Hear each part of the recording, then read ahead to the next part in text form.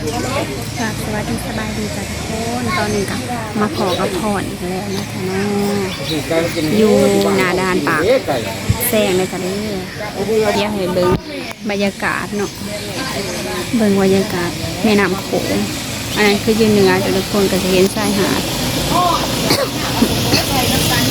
อันนี้เป็นเรือขาวฝากเนาะ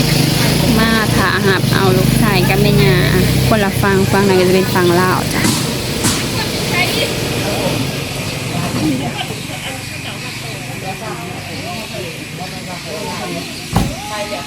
เวียดนามมา